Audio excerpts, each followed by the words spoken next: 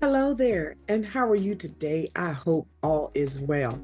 Listen, I'm here today, Cheryl Sally, with Legacy Leaders Business Development Institute and Treadwater Solutions. Just want to share the tip or a few tips of today regarding capability statements. That's the marketing tool, one of the marketing tools that you use when you are doing or looking to do business with the government. It is that one pager, one page flyer, or it could be multiple pages depending on the audience and depending on the size of the project, so on and so forth. But it's that tool, that marketing tool that you use to do business with the government so they can have a brief overview about your company, your qualifications, your credentials, so on and so forth. But a few tips I want to leave with you today. And then you can go to my courses and find out more because I do have a course on how to develop your capability statement, how to do business with the government, so on and so forth.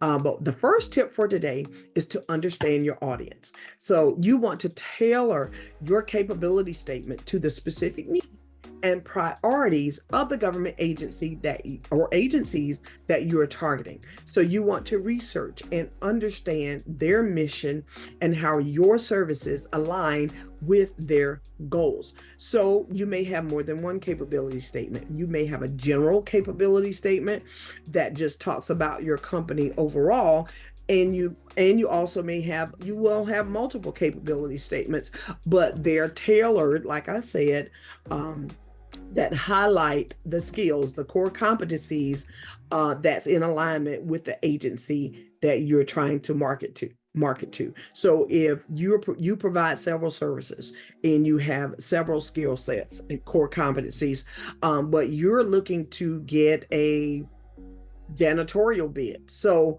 on that capability statement, then you are going to highlight things that deal with that contract, right? The janitorial services. You're going to highlight your skills and your background, your past performance in janitorial services or building maintenance, and so on and so forth. And like I said, it won't be long. It may not be a long, or it may not be a lengthy capability statement. Sometimes less is more, less is good. But particularly as a brief or initial introduction to the buyer, to the procurement officer or program manager, you may just need that one pager or two pager. If you're doing a more in-depth interview, so to speak, or presentation with that buyer, then you may want to forward more than a one pager. Second tip, be clear and be concise. Government officials often review many capability statements, so clarity and brevity is crucial. Don't put all the fluff in there.